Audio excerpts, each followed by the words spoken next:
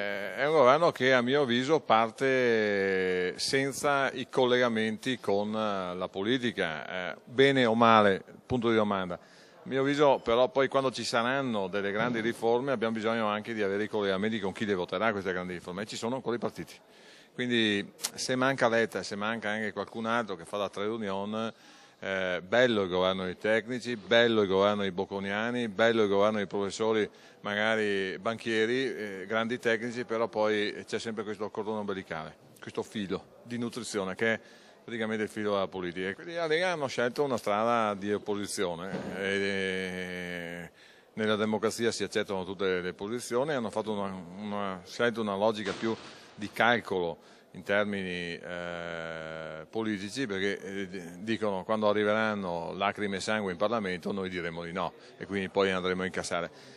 dimenticando una cosa, che non siamo più nei momenti normali della politica ma siamo nei momenti eccezionali della politica, siamo a 1 centimetro dal baratro, ancora 150-200 punti e non pagheremo neanche più i debiti che le nostre famiglie, io stesso, ho dato allo Stato come